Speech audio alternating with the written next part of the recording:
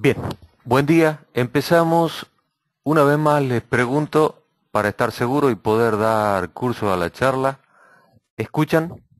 Por favor, contéstenme si escuchan y ven la pantalla e inmediatamente empezamos.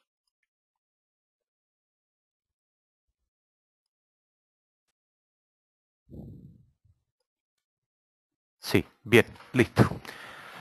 Eh, Mi nombre es Carlos Gerardo Said, como ven acá abajo. Yo soy el gerente de tecnología y seguridad informática en Druidix. El nombre de la empresa lo tienen allí, además de mi función técnica y en la industria privada, me desempeño como docente e investigador en diversas universidades. Acá tienen la dirección de correo electrónico y aquellos que deseen ver la información que diariamente publico sobre el tema, tienen acá mi dirección de Twitter y encontrarán mi dirección de LinkedIn. Hecho la presentación de quién soy yo, empecemos sobre la charla de hoy. La charla de hoy trata esencialmente de lo que es continuidad de negocios. Cuando hablamos de seguridad informática, hay una tendencia generalizada a pensar, si yo los invitara a hacer un ejercicio mental y les dijera en qué piensan cuando piensan en seguridad informática, probablemente aparecerían conceptos como SIEM, firewalls, IPS de próxima generación, Penetration Test, Vulnerability Assessment, DLP o tantas otras tecnologías y conceptos que tienen que ver con la seguridad.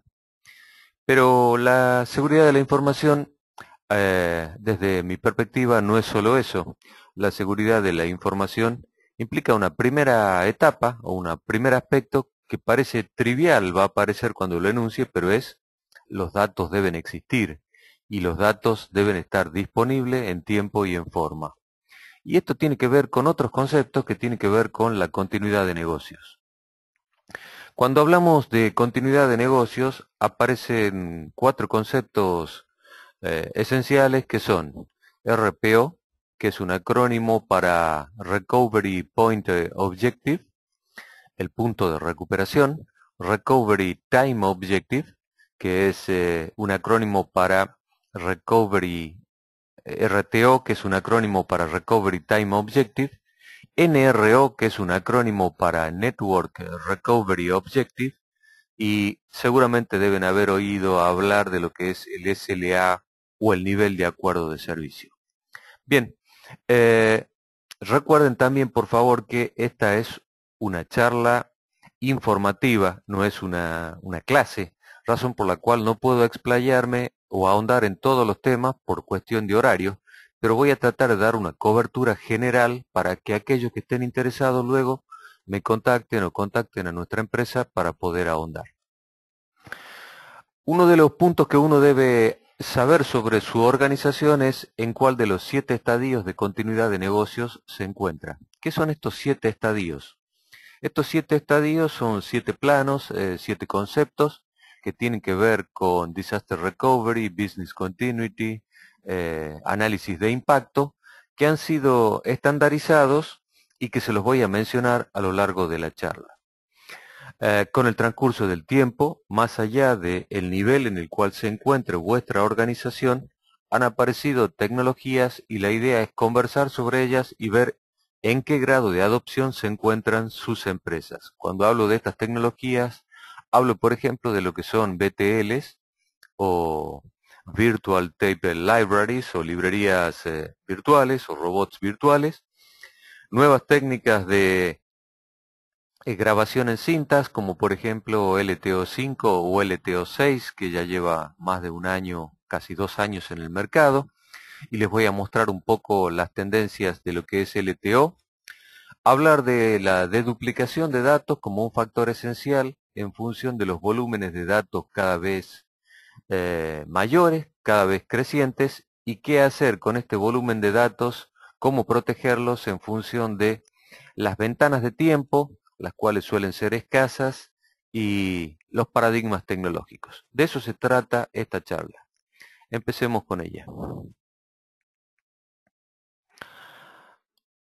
En general, como les decía, un ordenador, un servidor, una hoja de Blade o un storage podrían mañana verse afectados por más que ustedes tengan cualquier estrategia de protección de seguridad de la información y encontrarse con que no tienen acceso a la misma, por ejemplo, porque ha sido atacada por un virus, por no hablar de otra clase de siniestros, los cuales mencionaremos.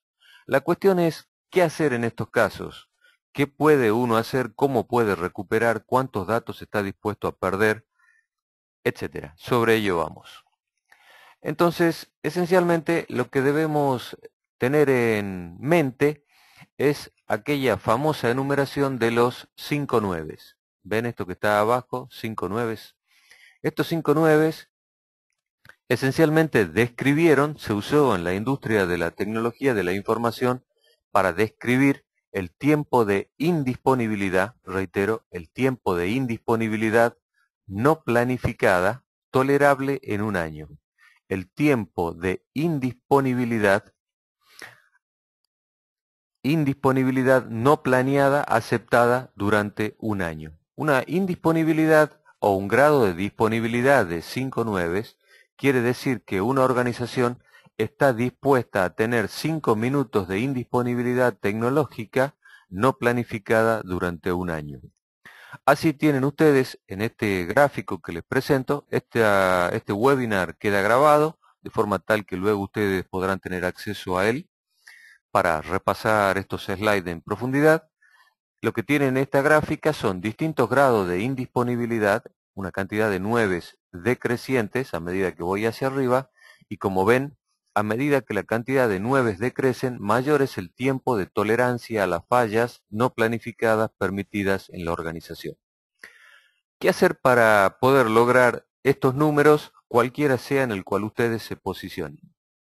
Para eso debemos entender que un proceso de planificación, de recuperación, y vamos a tocar todos los temas que mencioné más adelante, tiene una serie de pasos, los cuales empiezan con un proceso de análisis del negocio.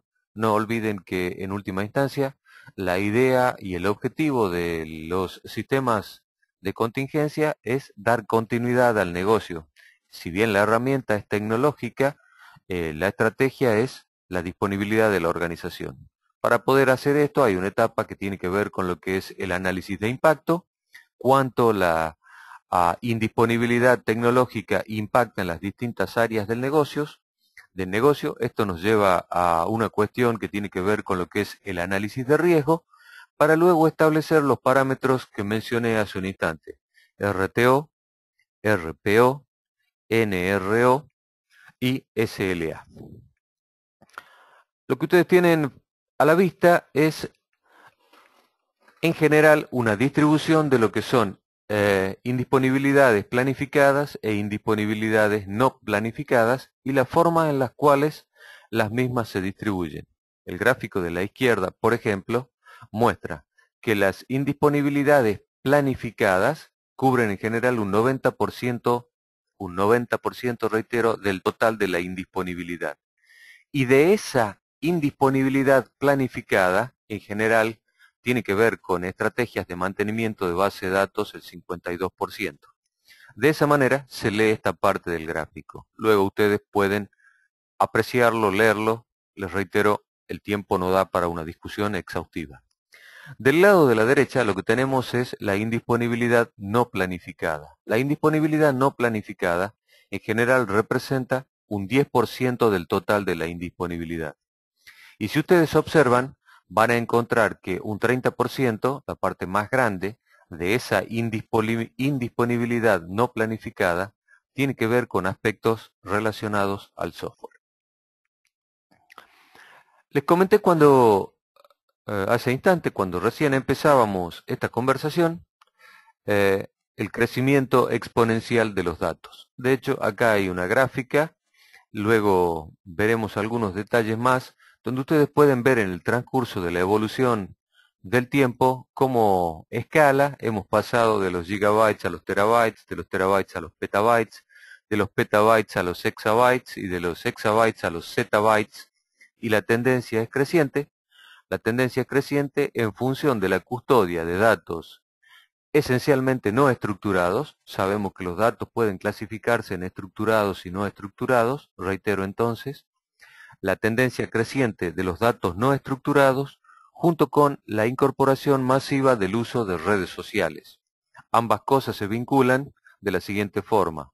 Redes sociales y datos no estructurados traen de la mano el almacenamiento creciente de fotos, voz, imagen, video, etc.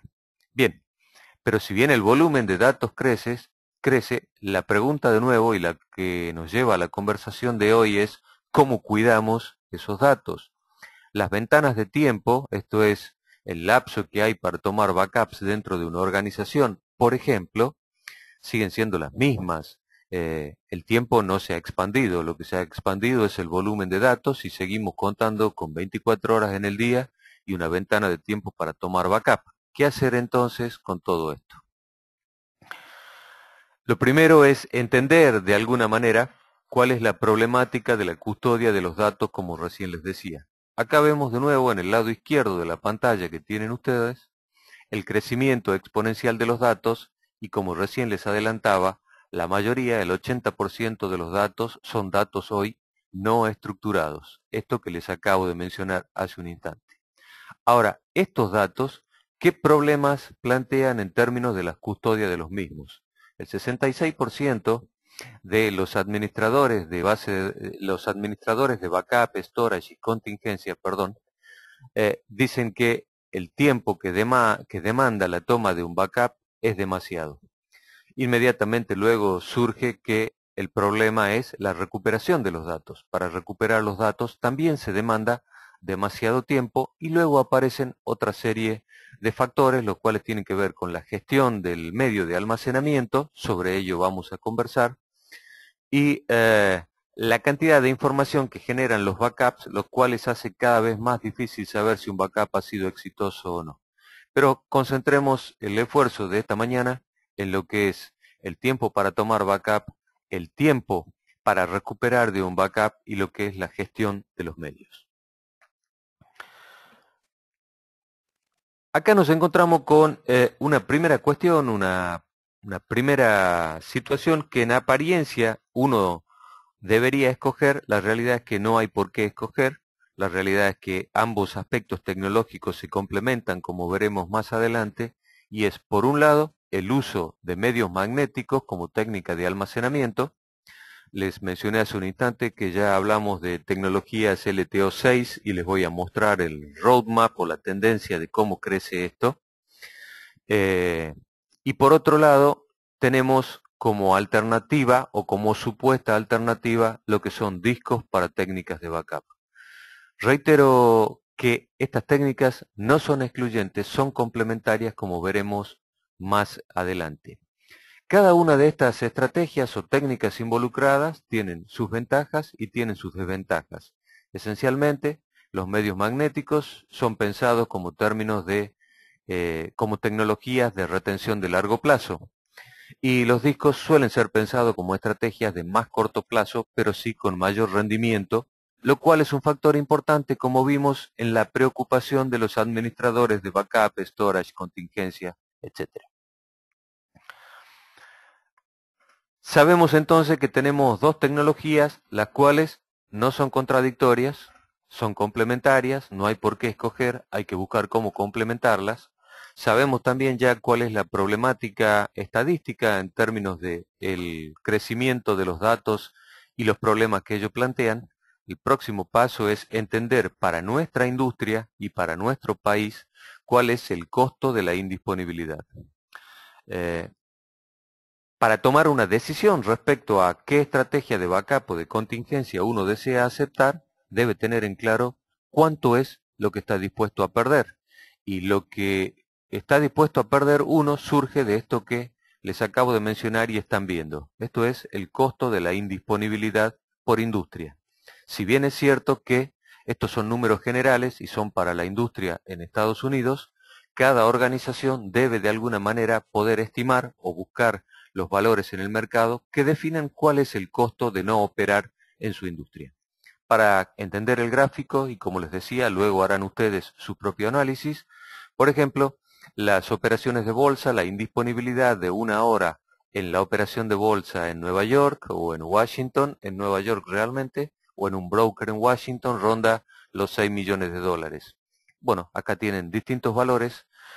¿Y por qué es importante? Porque esto es importante porque nos va a llevar a tomar una decisión que tiene que ver con la estrategia de gestión de riesgo. ¿Qué quiere decir eso? Eso lo que quiere decir es lo siguiente. ¿Ven el video? Perdón, tengo acá un mensaje que perdieron el video. ¿Ven el video? ¿Se ve la imagen? Por favor, alguno contésteme. Sí, bien, debe ser una circunstancia de alguien. Gracias. Continúo. ¿Por qué es importante para la estrategia de gestión de riesgo? Porque con el riesgo ustedes tienen 2 o 3 caminos a tomar. Lo mitigan completamente y para mitigarlo deberán invertir. Aceptan convivir con el riesgo total o parcialmente, o de alguna manera ustedes tercerizan el riesgo. Para tomar esta decisión, que de nuevo ahondaremos en privado o en alguna conversación o en otra charla, deben conocer estos valores. Bien, en función de estos valores, voy a repasar rápidamente entonces para entender los 7 niveles de los cuales les hablaba, que es el RTO, el RPO, el NRO y el SLA. Recuerden, en la misma lista, en el orden en el cual los enumeré, Recovery Time Objective, Recovery Point Objective, Network Recovery Objective, uno de los más olvidados en la discusión, y el SLA. El Recovery Point Objective lo que hace es definir cuántos datos estamos dispuestos a perder frente a una contingencia. El Recovery Time Objective lo que hace es definir cuánto tiempo estamos dispuestos a tolerar con indisponibilidad de servicio. Y acá aparece este factor, el NRO. ¿Qué es el NRO? Muchas veces cuando se hace planificación de la contingencia o se definen planes de continuidad, uno acota la discusión en esos 2 parámetros, cuántos datos puedo perder o quiero perder o tolero perder y cuánto tiempo acepto de indisponibilidad. Pero muchas veces el levantar una infraestructura luego de una falla, el poner los servidores disponibles, el poner los storage disponibles, etcétera, etcétera, no implica que la totalidad de la red esté disponible. Esto quiere decir que hasta el último usuario que consume servicios de tecnología esté disponible. Eso es lo que se denomina el NRO o Network Recovery Objective, que debe ser parte del plan de la contingencia. Y además deben tener ustedes presente, de nuevo esto es una descripción muy conceptual, muy rápida, deben tener presente que no tienen por qué ser todos los parámetros homogéneos para todas las áreas del negocio. Uno debe pensar que tiene distintas áreas con distinta criticidad y estos parámetros que están acá pueden variar para cada uno de ellos. Bien. Como ven ustedes en este lado, el Recovery Point Objective se mide o se aproxima de la izquierda hacia la derecha y el Recovery Time Objective se aproxima de la derecha hasta la izquierda. ¿Qué quiere decir esto? Acá tenemos el punto de falla y lo que buscamos en realidad es que los datos perdidos sean lo menos posible. Los datos perdidos sean lo menos posible. Y lo que buscamos con el Recovery Time Objective es que el tiempo de recuperación sea lo menor posible. Cuando ambos parámetros confluyen en un mínimo, es la mejor situación para esa unidad de negocio la cual estamos tratando. 2 aspectos más que hay que tener en cuenta en el momento de la planificación de una contingencia y empezar a discutir la continuidad de un negocio son 2 cosas. La primera de ellos tiene que ver con lo que es la retención de los datos, la custodia de los datos, la cual esencialmente tiene que ver con periodos de tiempo largo y tiene también que ver con lo que son estrategias de compliance o marcos regulatorios los cuales se aplican a la organización. Por otro lado, el segundo aspecto tiene que ver con lo que es almacenamiento jerárquico. ¿Qué es el almacenamiento jerárquico? Desde el momento en que nosotros tenemos cada vez más volumen de datos, como vimos en las gráficas previas, y esos datos deben ser custodiados, la pregunta inmediata es, ¿todos los datos necesitan ser accesibles en el mismo momento de tiempo? ¿Deben ser accedidos con la misma rapidez? Es decir, los datos no tienen la misma jerarquía. Para ello, lo que debemos pensar es en un almacenamiento jerárquico, un almacenamiento de 3 o 4 capas, los cuales nos brinden distinta velocidad de acceso, distinto grado de disponibilidad y también distinto costo. Sobre eso es que viene la siguiente parte de nuestra conversación. Estos son los 7 niveles, van del 0 al 6, los cuales se han aceptado, por lo menos hasta el momento, universalmente como niveles de estrategia de posicionamiento de una organización en términos de continuidad de negocios. Los nombres los tienen allí. El nivel 0 es el nivel de tolerancia más bajo. Esto quiere decir, voy a enumerarlo nuevamente, voy a explicarlo nuevamente.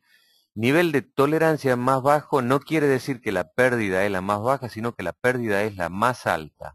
Es el nivel de pérdida más alto.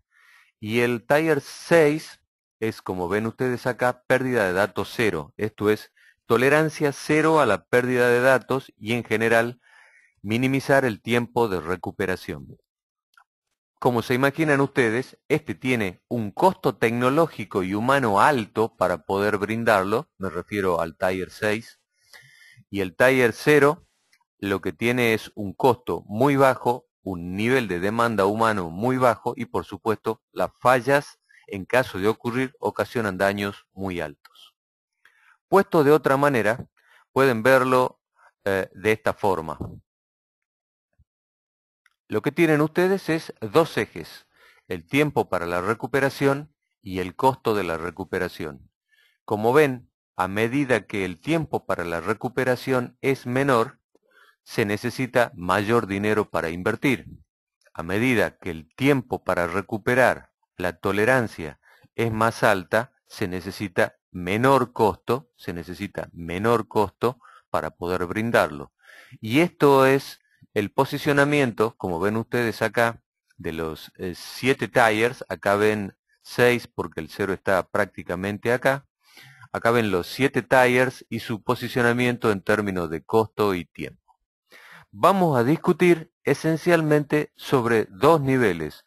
Los niveles más bajos, porque es allí donde vamos a juntar, recuerdan la balanza que vieron hace un instante, donde teníamos los medios magnéticos en cinta y donde teníamos los discos. Vamos a centrarnos en estos, que es donde muchas de sus organizaciones se encuentran, e introducir las tecnologías nuevas. Hacia allí vamos. Bien, este es el nivel de continuidad más bajo, donde lo que esencialmente hay un data center. En ese data center lo que reside en el mismo lugar es los cajones o las hojas de storage, los servidores que ustedes tengan, discos internos, etcétera, y el medio en el cual se toma backup. Ese medio esencialmente lo que se hace es se graba backup y en el mejor de los casos, que supongo que es el que aplicarán al menos las empresas de ustedes, esos backups o esos medios de custodia se guardan en una caja ignífuga, si bien la misma reside en el mismo edificio.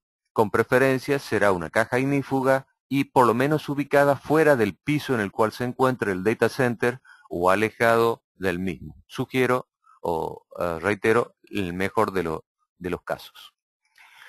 El paso inmediato es lo que se llama Pickup Traffic Access Method.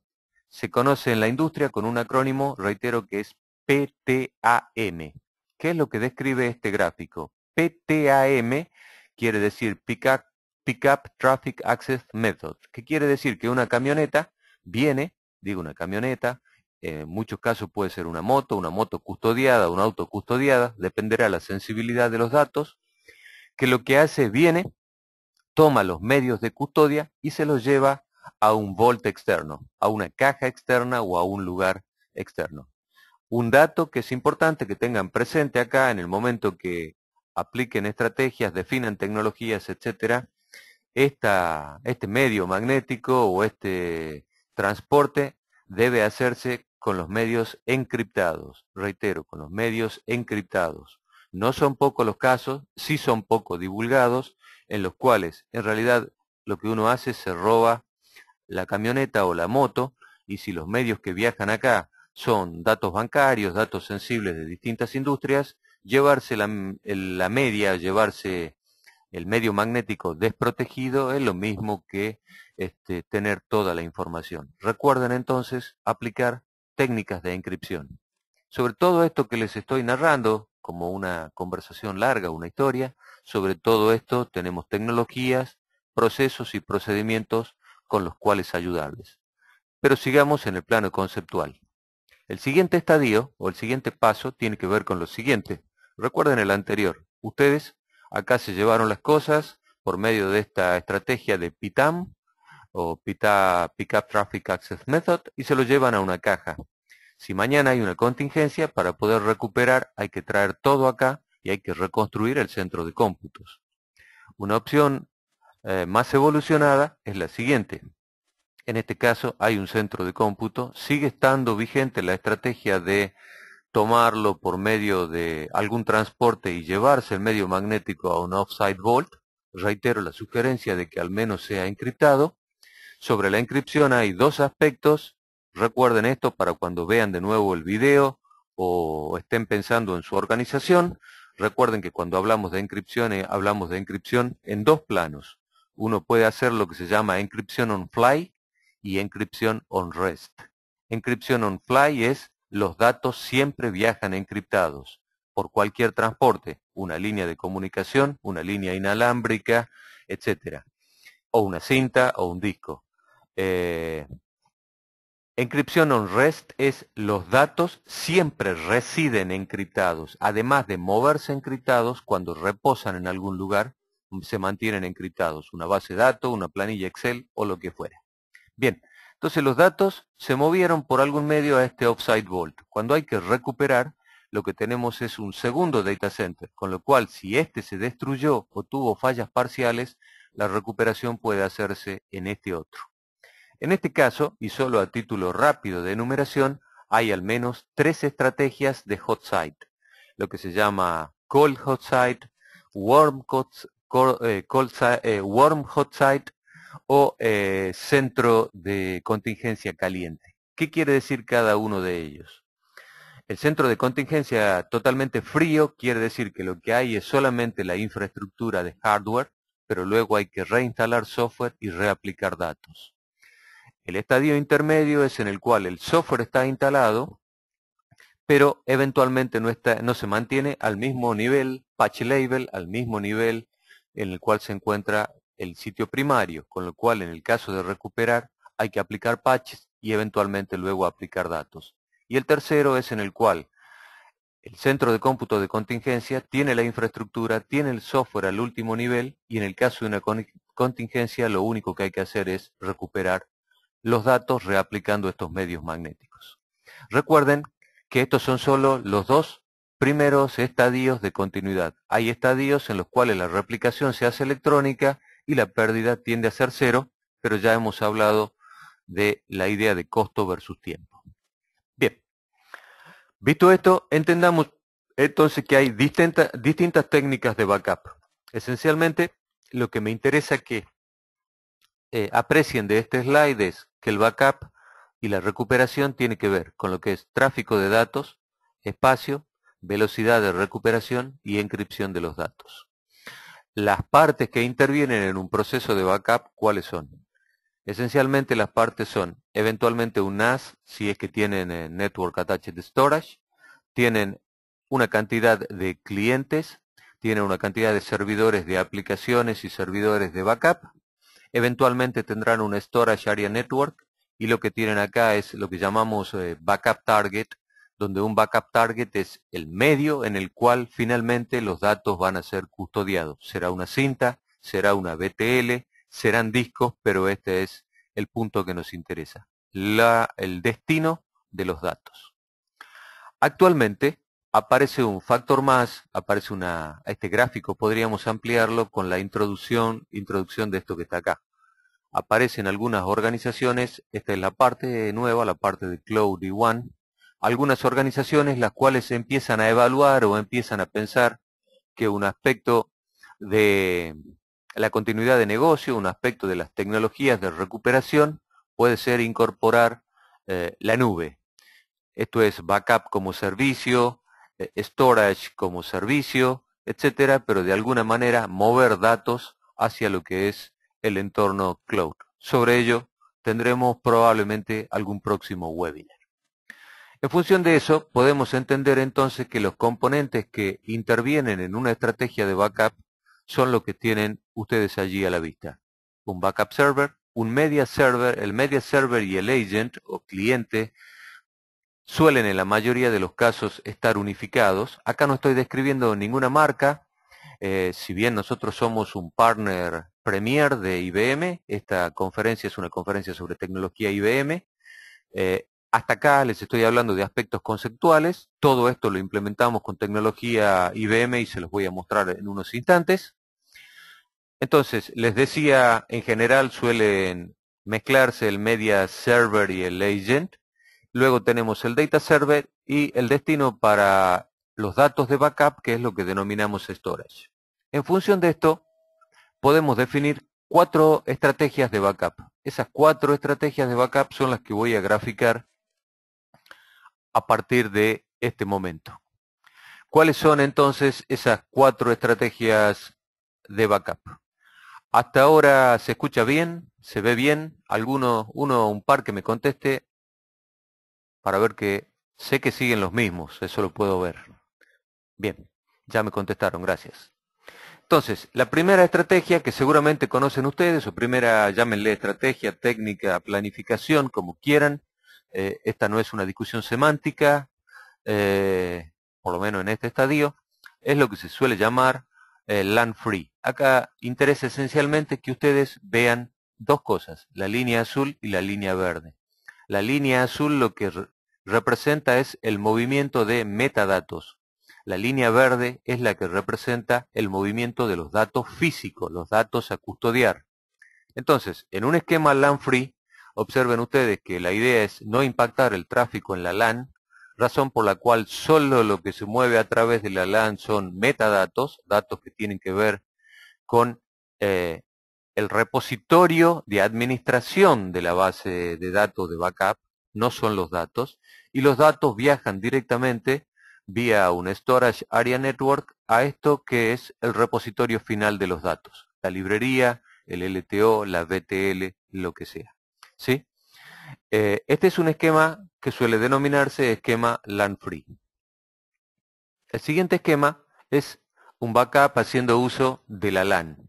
En este caso, el impacto, el golpe que sufre, lo sufre el medio de transporte que usen ustedes para la LAN. En este caso, los datos y los metadatos, observen ustedes. Los metadatos siguen el mismo camino, van al repositorio, al metadato de la base de datos de contingencia, al metadato del backup server, pero los datos, para llegar también al almacenamiento secundario, recuerden que antes viajaban desde el application server, desde acá viajaban acá, ahora deben traficar por la LAN. En el momento en el cual trafican por la LAN, impactan sin duda a la misma. ¿Qué es lo que provoca este impacto? Lo que provoca es, porque lo que nos interesa en última instancia es esto, lo que provoca es impacto en que es más lento el proceso de backup, será más lento el proceso de recuperación y ustedes empiezan a impactar en el resto de los usuarios los cuales consumen la LAN. Ya el problema no es solo de ustedes, sino que el problema es del resto de los usuarios. Bien, entonces tenemos hasta ahora LAN free y backup usando la LAN. Ahora lo que tenemos es poco conocido, digamos, pero son los 4 esquemas conceptuales, los 4 esquemas, si se quiere, de la academia que ustedes deben comprender para luego ver cómo lo implementan en aspectos tecnológicos. Esto es lo que se suele llamar server free. ¿Cuál es el esquema de movimiento de datos y metadatos en un esquema server free? observen ustedes que lo que sucede es, los datos se custodian, los datos se mueven por medio de alguna técnica de snapshot, de mirroring, de flash copy o de movimiento de datos.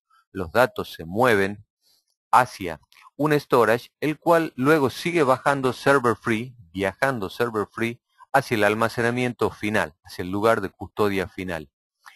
Y observen ustedes dónde se mueven los metadatos. Los metadatos se mueven desde este lugar en el cual se produjo la copia, snapshot o mirror, y desde acá se mueven los metadatos hacia el repositorio de administración de base de datos. No viajan desde este lugar que era en el caso anterior. Lo que tenemos acá es un menor impacto en los servidores. Ese es el objetivo o la ventaja de esta solución. Y luego lo que tenemos es este esquema que ven ustedes acá, server free, donde observen que lo que cambia ahora son los datos. Los datos se mueven, los datos a ser custodiados se mueven desde el snapshot o mirror que hemos creado y por medio de alguna técnica de movimientos de datos se mueven al storage secundario. Entonces, esas son las 4 estrategias conceptuales que hay de bases de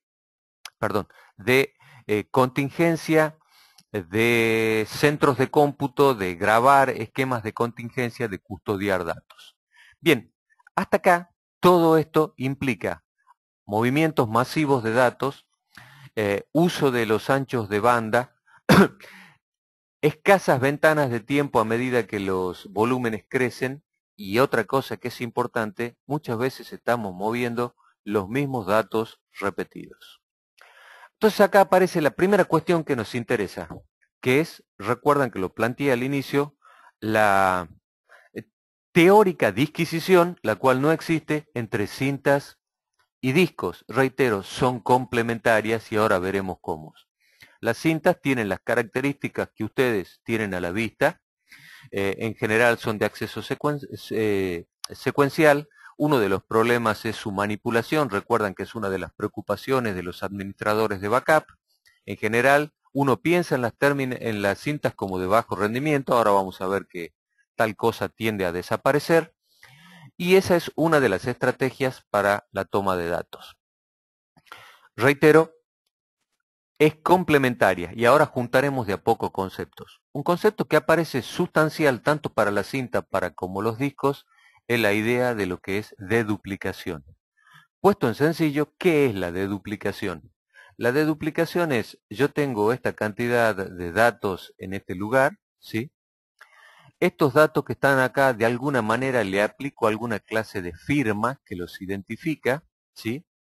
Entonces, eso al aplicarle una firma me hace dar cuenta que en realidad este dato es igual a este dato, que la C es igual a la C, que la B está 3 veces, que esta B es igual a esta B y es igual a esta B, y que la A está 4 veces.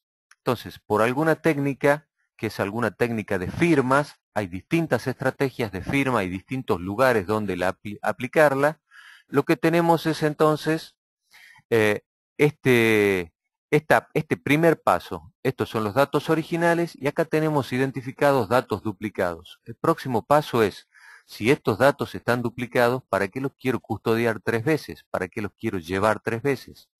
En realidad lo que hago es, llevo los datos solo una vez, físicamente solo una vez, el C,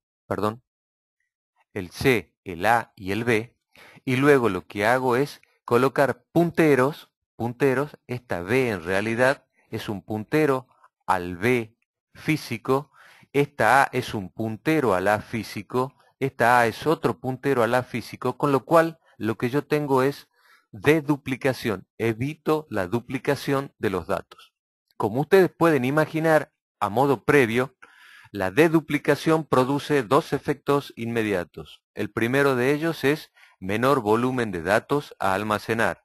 Y el segundo es menor volumen de datos a transmitir, ya que es el mismo dato.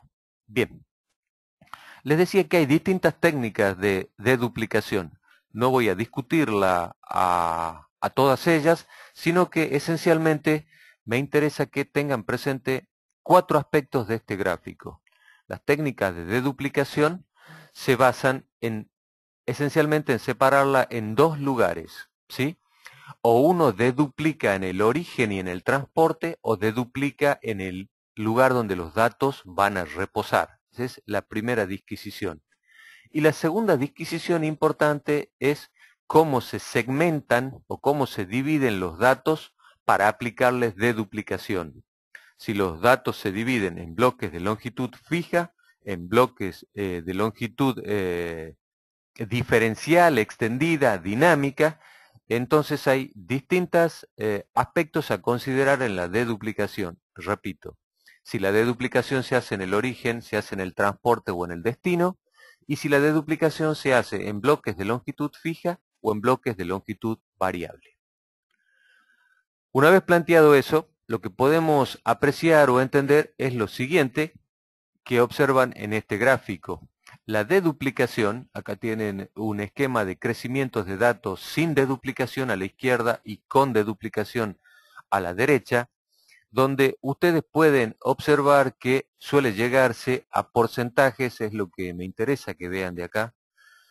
Si la tecnología de deduplicación es adecuada, IBM tiene una tecnología propietaria de las más exitosas en términos de volúmenes de deduplicación, reitero, con lo que esto implica en términos de impacto en procesamiento, en transporte y en anchos de banda y en almacenamiento, tiene una técnica de deduplicación propietaria la cual lleva a la deduplicación a valores cercanos a 25.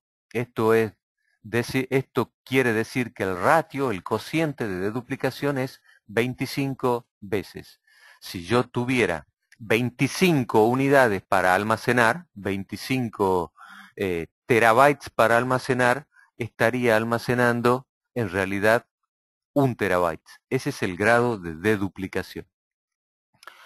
Y acá aparece el primer concepto importante para intentar juntar cintas y discos. Recuerdan, al comienzo de la charla, uno de los aspectos importantes de nuestra conversación tenía que ver con en qué grado son ustedes conscientes, usan o tienen pensado la idea de lo que son BTLs. ¿Qué es una BTL? Esencialmente, una BTL es una librería, un robot como el que ustedes conocen para la custodia de vuestros datos, con la diferencia de que la misma es en disco, ¿sí?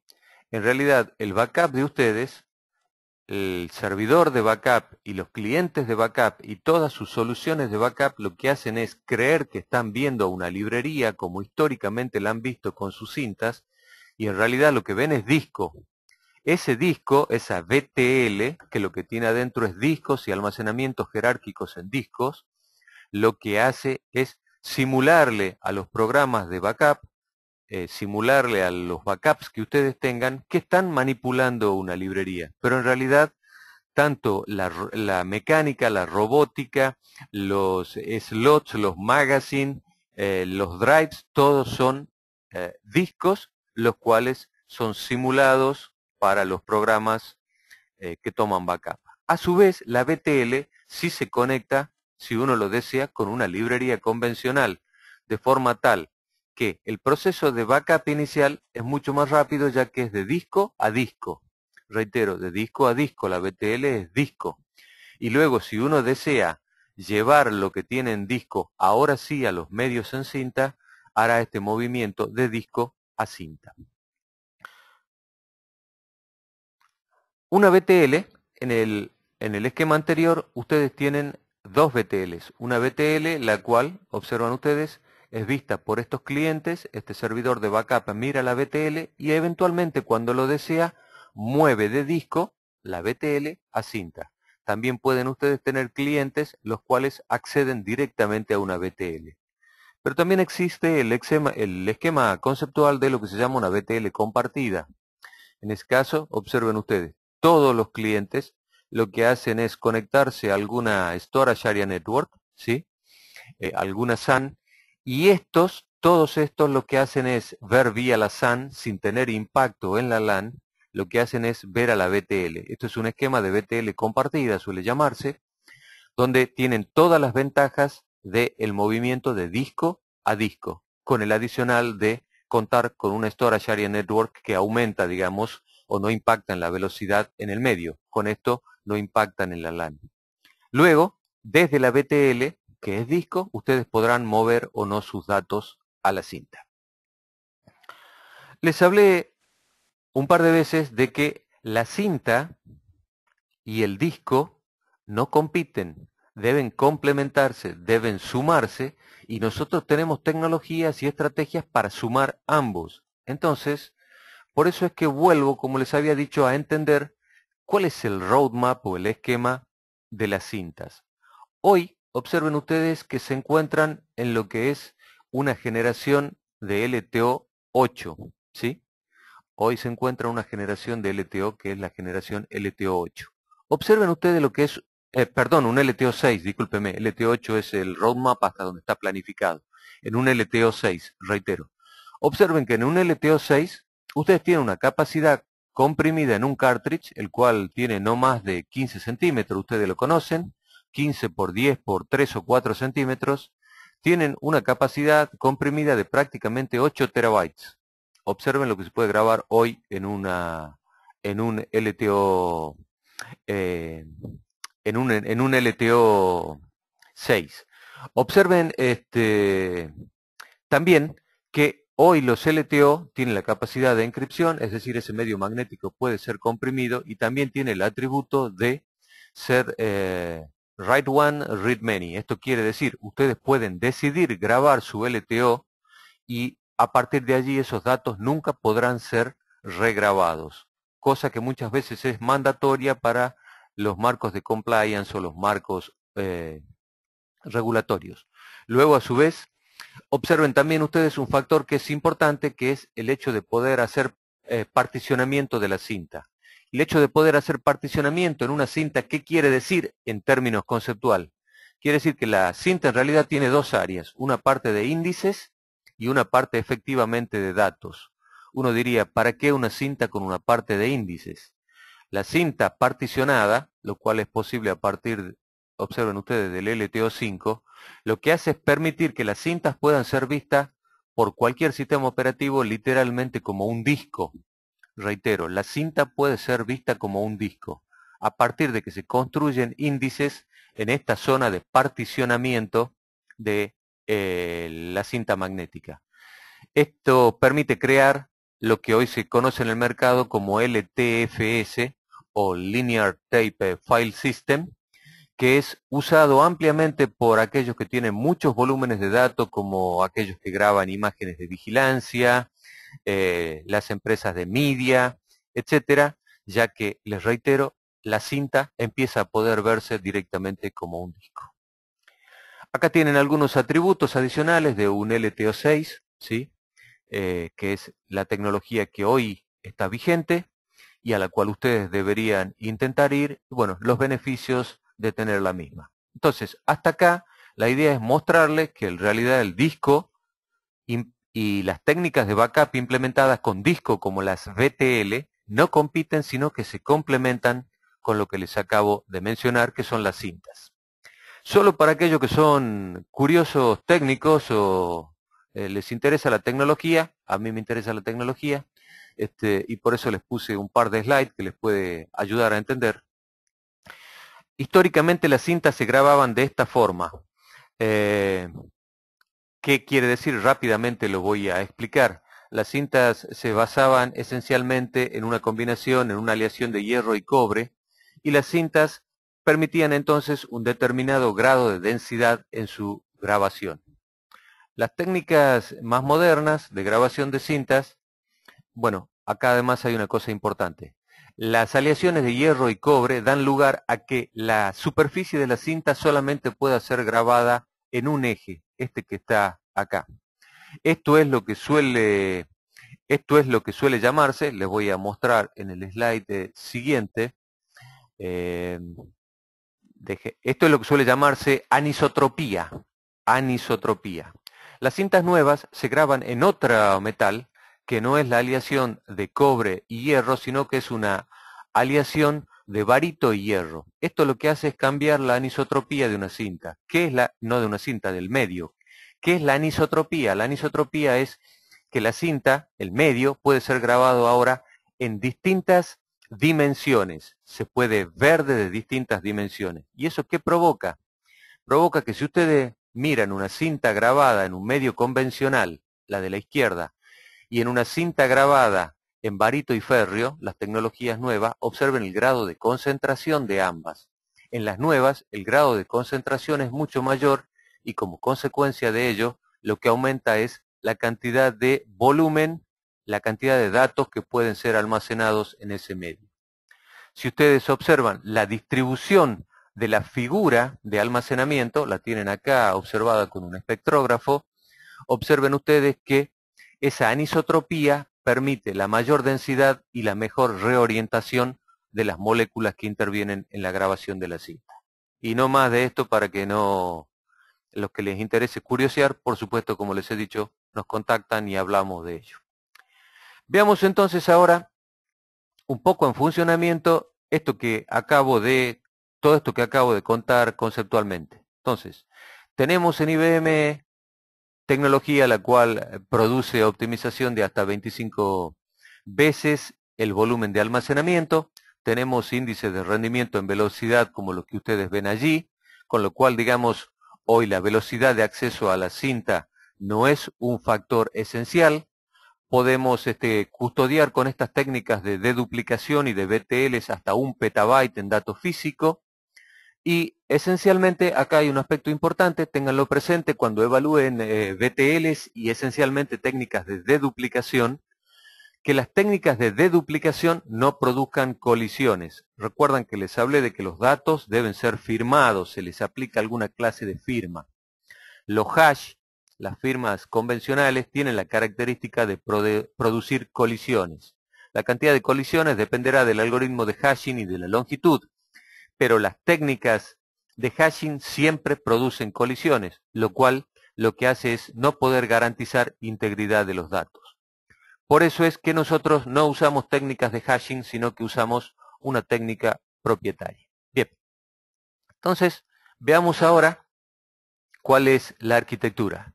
La arquitectura es, lo que tienen ustedes es la BTL, acá tienen el backup, el server de backup, el cual se conecta a la BTL, la cual como ya vimos es disco, si bien ella cree que lo que está viendo, el backup cree que lo que está viendo es un servidor clásico, un robot clásico de backup, cuando en realidad lo que está viendo es una librería virtual. ¿Qué es lo que ustedes observan acá?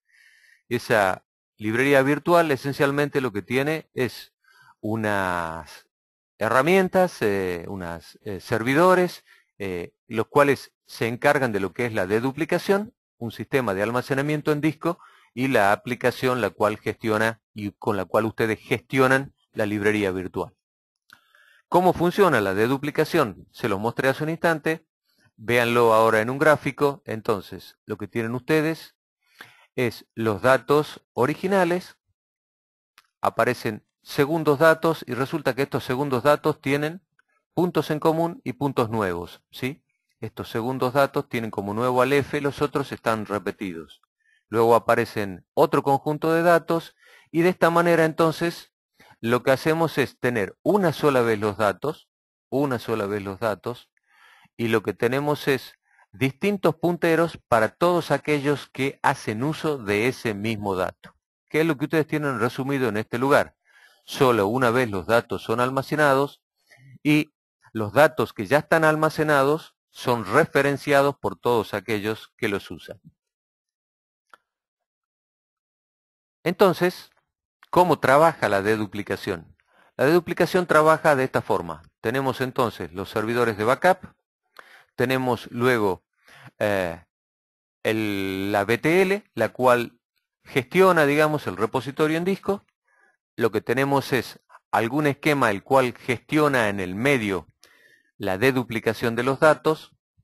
Necesitamos solamente 4 GB acá para poder gestionar un petabyte de almacenamiento físico. Observen, 4 GB para 1 petabyte sin tener colisión con garantía de integridad de los datos, aparece la ingeniería de deduplicación, tenemos el nuevo conjunto de datos, ese nuevo conjunto de datos va a pasar por la ingeniería de deduplicación y lo que va a hacer entonces es no almacenar los nuevos datos, sino solamente en el esquema de índices direccionar esos datos duplicados. Observen ustedes la velocidad y además lo que es importante es que este esquema puede trabajar en clúster, de forma tal de que si alguno de los equipos fallara, poder tener un esquema de alta disponibilidad. Esto voy a, déjenme ver un segundo, cómo vamos con el tiempo. Estamos llegando a la hora. Entonces, lo que tienen acá rápidamente les voy a mostrar es cómo funciona un esquema de duplicación y un esquema de replicación. Tienen un conjunto de servidores en el lado izquierdo.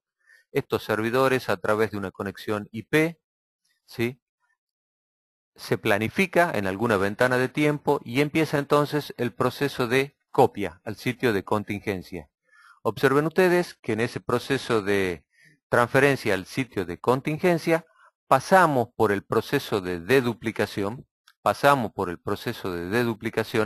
con lo cual los mismos datos no residen dos veces, ¿sí?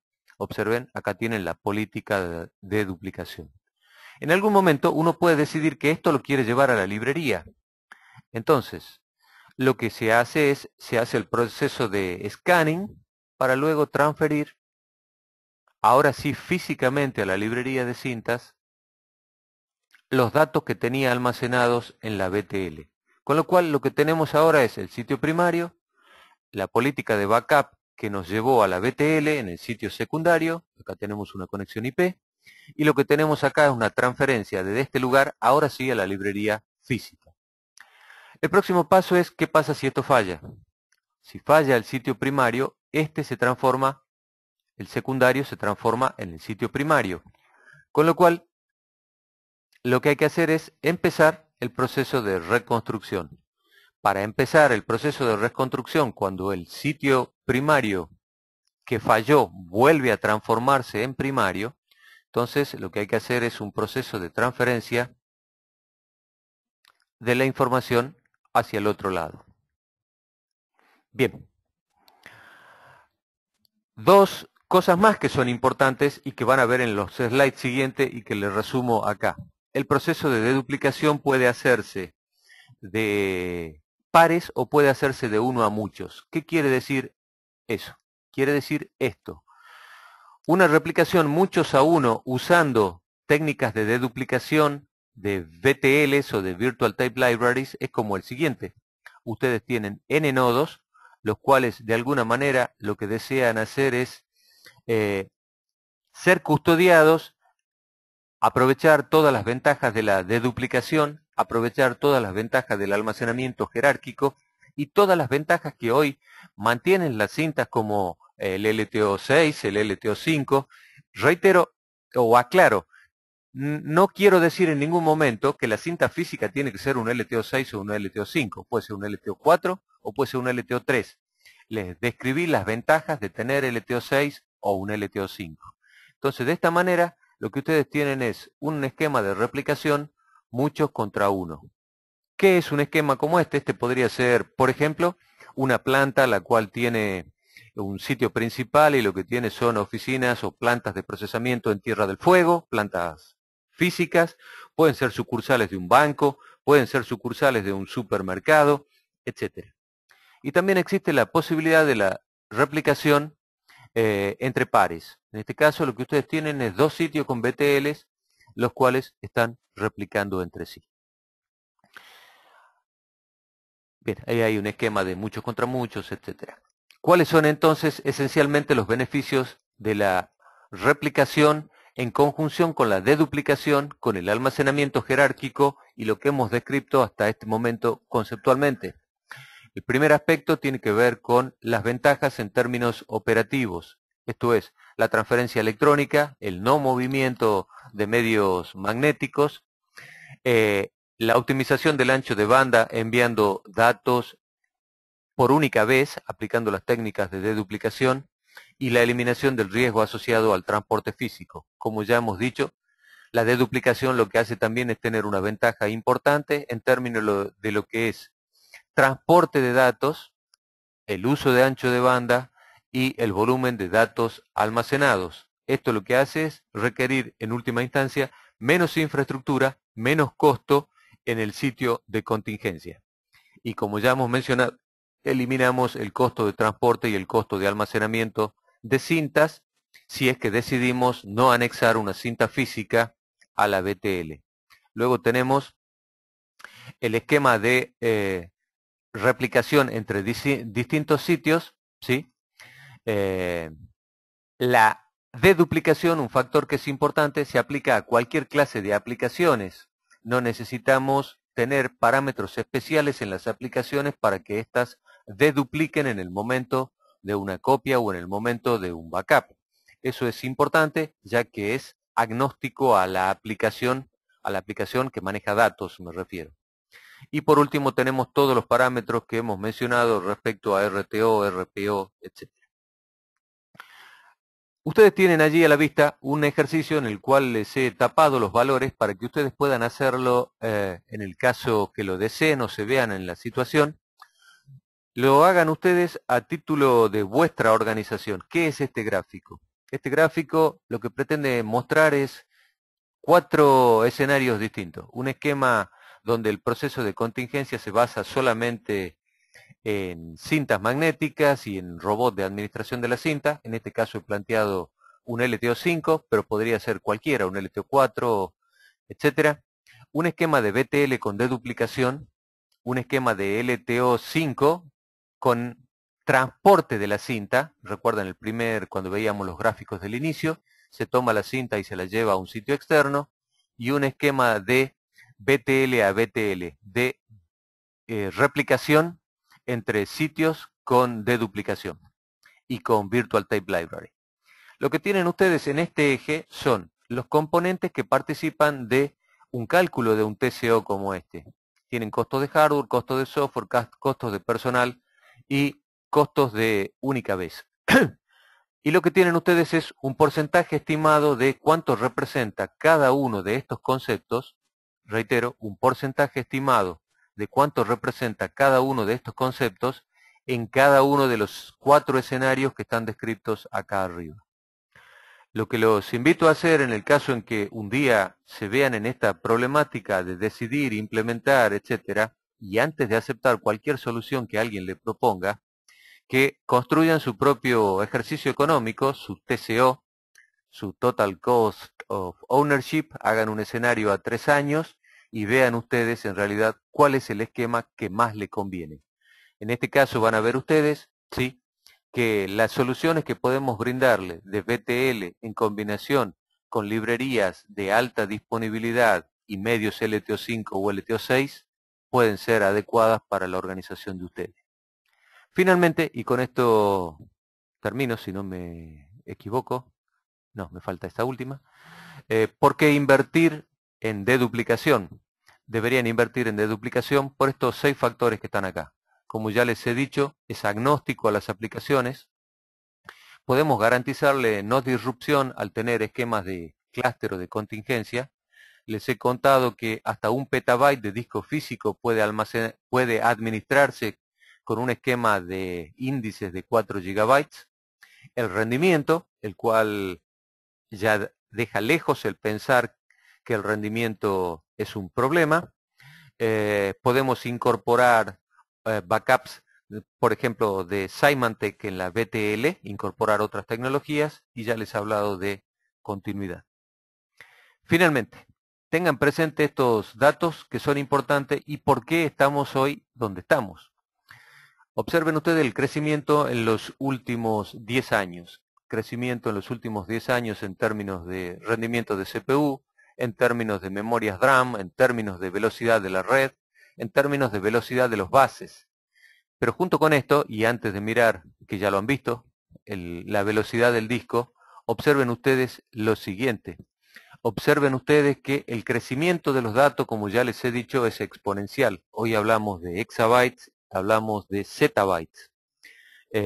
Con lo cual, Los discos deben evolucionar. De hecho, una de las evoluciones de los discos son lo que hoy denominamos memorias o discos flash. En estas BTLs y en nuestras tecnologías podemos incorporar discos con tecnología flash, lo cual será el objetivo del próximo seminario que daremos sobre storage, los cuales lo que intentan hacer es superar este obstáculo que está acá para de alguna manera transformar todo esto en un verde y poder tener un esquema de continuidad de la organización adecuado para ustedes en función de estos parámetros. Les reitero, nosotros somos Druidix, un partner calificado, un partner premier de IBM, brindamos tecnología IBM y todas las soluciones que les he descrito conceptualmente se implementan con nuestra empresa y con tecnologías de IBM. Bien, yo terminé lo que es la parte de mi exposición. Si hay alguna pregunta, hay algunos minutos. Y de lo contrario, tienen ustedes, como les he dicho, el correo electrónico, que lo tienen al inicio de la presentación, ¿sí? Lo tienen acá. Perdón. Tienen el correo, como les decía, electrónico, tienen cómo ubicarme o cómo contactar a nuestra empresa. En el caso de que haya preguntas, nos las pueden dirigir, está acá abajo. Y bien, estaremos dispuestos a colaborar con ustedes y establecer una relación de ganancia para ambos. Gracias y aguardo alguna pregunta si la hay. Alguien pregunta el ratio de duplicación. Un segundo, por favor. Alguien me pide repetir la última lámina. Va a quedar grabado, así que con solo acceder y descargarlo va a tener toda la presentación. Ah, la que quiere ver es la del ratio de deduplicación. Bueno, acá hay algunos agradecimientos, etcétera. Bien, señores, señoras, gracias por la asistencia, gracias por participar. Los estaremos contactando seguramente y los invitaremos a los próximos seminarios. Tengan ustedes buen día y gracias.